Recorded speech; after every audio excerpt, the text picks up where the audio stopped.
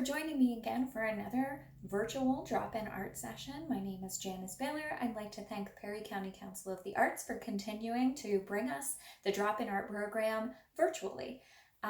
Today we are going to make a really fun and exciting project out of recycled cardboard boxes, which I know you all probably have accumulated a ton. So we're going to turn them into fun geode rings today. So stay tuned for all of the supplies that you'll need to create this awesome project. For today's project, you will need a piece of cardboard box or other packaging similar, a pair of strong scissors,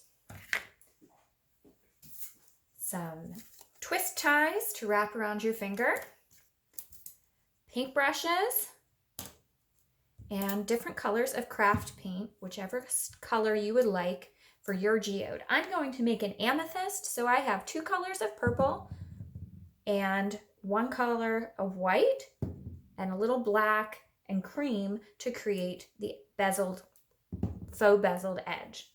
It would also be helpful if you had a hot glue gun to secure your ring, or you could use some other strong craft glue if you don't have a glue gun. Ask your adult helper to help you with the glue gun so you don't burn your fingers. We have to be careful. So make sure that you put down a coating across your table so you don't get any paint on it, because we are going to be painting, and also a little tray for your ink. I'm just using a recycled yogurt lid, and that helps. Have a palette for your paint.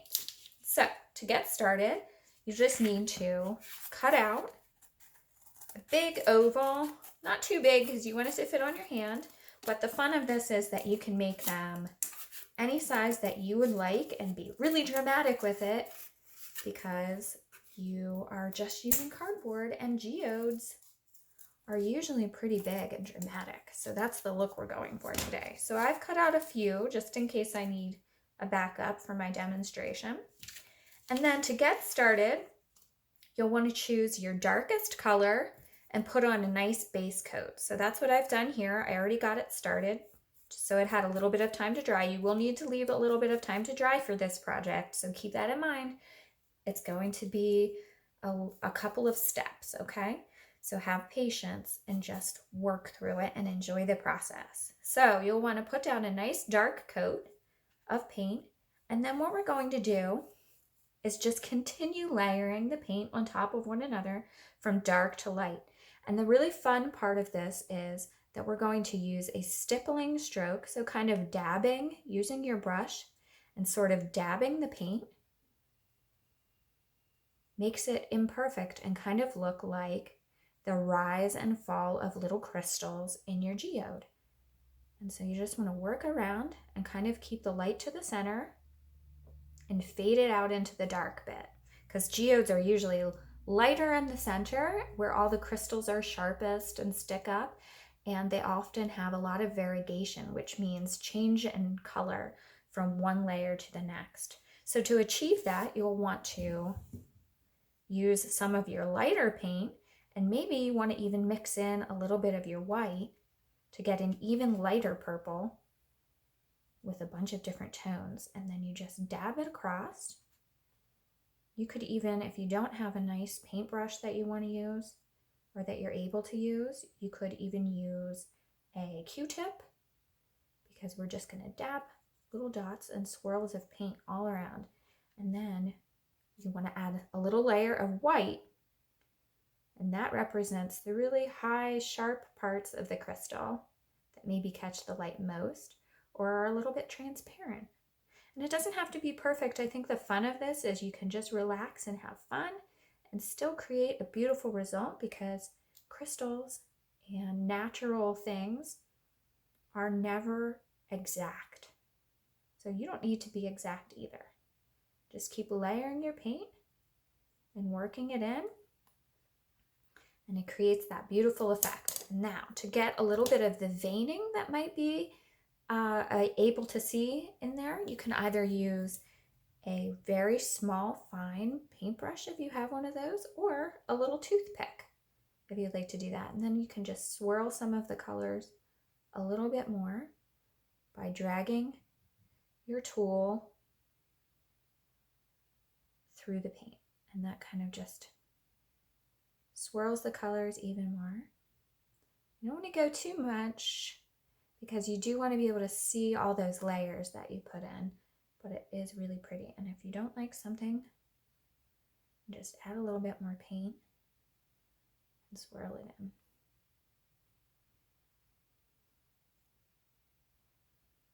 I think this is a really fun project because you could choose any of your favorite colors, because geodes and rocks and minerals come in so many shades. It doesn't need to be purple. It could be red or blue or green, whatever color is your favorite or the favorite of someone you want to make one for.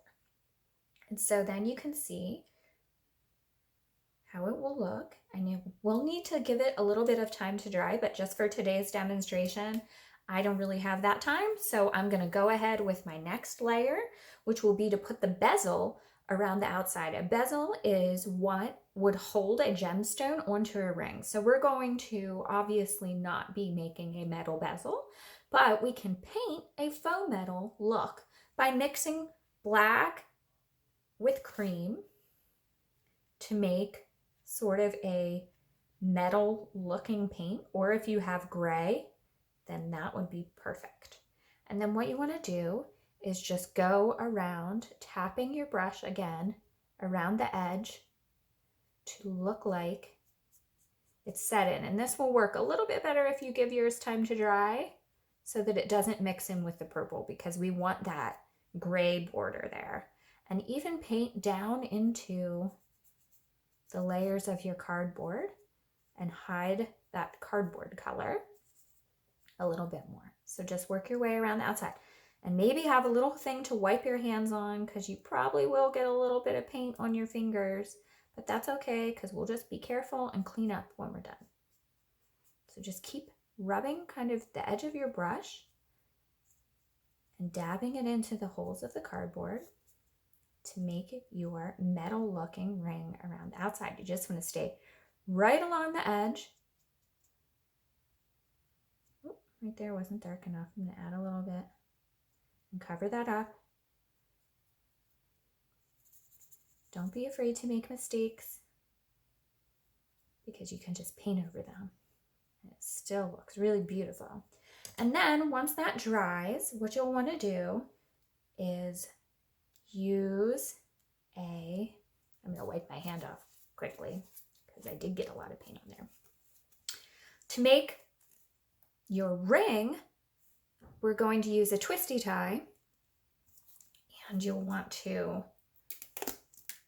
measure. I'm going to slide this one off.